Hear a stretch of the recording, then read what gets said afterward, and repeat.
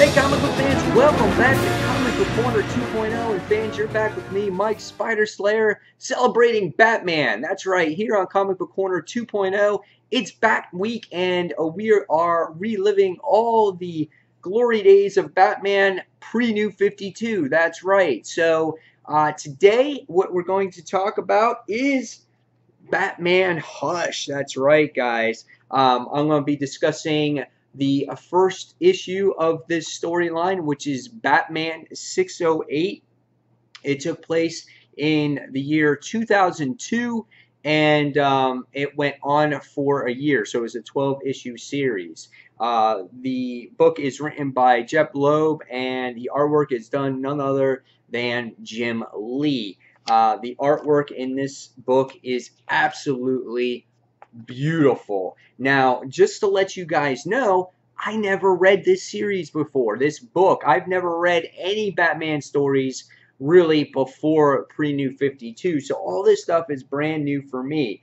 But when you look at the artwork in this book, it is a masterpiece. I was just, my jaw was dropped to the floor. You know, I love Greg Capullo's artwork, but there's something about Jim Lee's artwork here in this Batman series that is just fantastic. And again, guys, we're talking about Chapter 1, which is the ransom. We get to see Killer Croc looking like this. I was like, wow. And, you know, in many ways right now, I can almost see after reading this first chapter, you know, why people get upset at the New 52, because I'm reading this stuff, and this stuff is just, it's great. And you know, and I was reading this story, and just the way Selina is drawn in this issue, and we wind up seeing Poison Ivy in this book. I mean, just look at that. I was like, oh my God, like Jim Lee, man, come back and draw comic books, you know?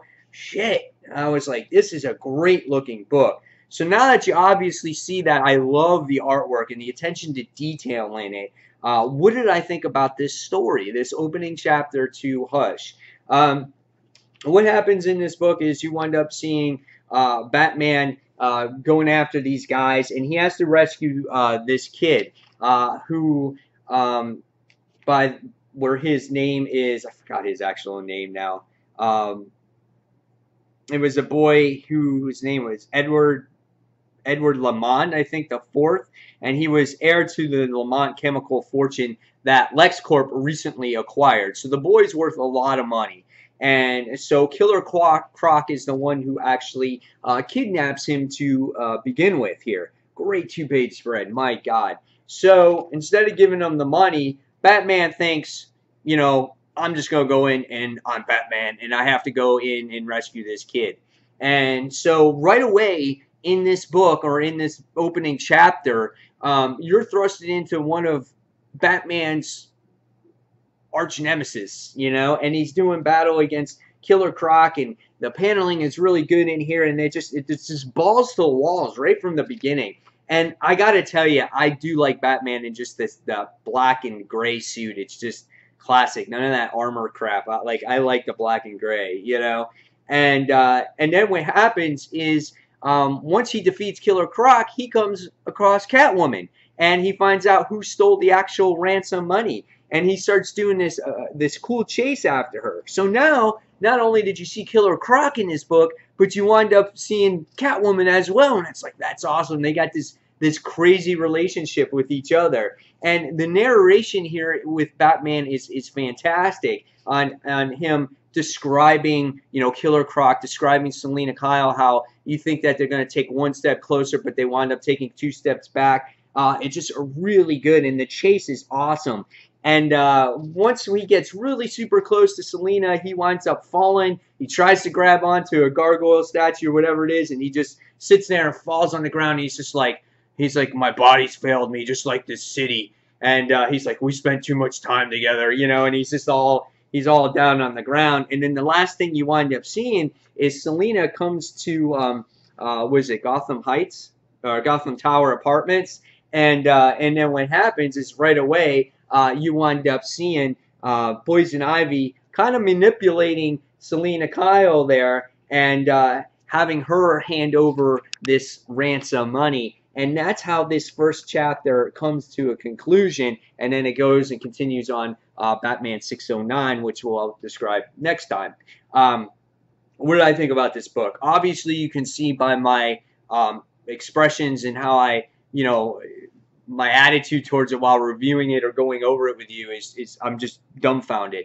I love it. Even though we really still don't know what's going on, except this kid was held hostage and this money is being brought to Poison Ivy. It was just an exciting introduction to this story, and you get to see these characters that, Batman is his rogue gallery, and it's awesome. And I think we almost don't get to see that enough in the current Batman series. We've seen the Joker twice. We've seen, Court of the Owls. We saw 0 Year, but you don't really touch on all these iconic characters that's in the current New 52 series. And now we don't even get Batman himself. We get Commissioner Gordon.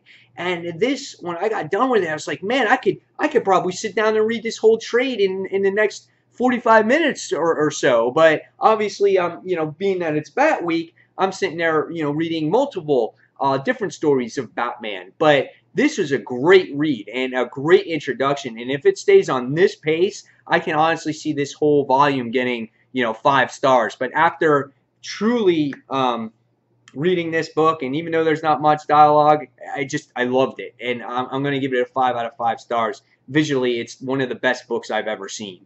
So, guys, do you agree with me on Batman Hush on this first chapter? And I can't wait to read future chapters on this. Tell me in your comments below, where does Batman Hush fit on your Batman's top stories list? Is it your favorite? Is it your worst? And, guys, as always, thank you for watching Comic Book Corner 2.0, and hopefully you continue to watch Bat Week right here. So, guys, as always, again, thank you for watching, and I'll see you real soon. Take care.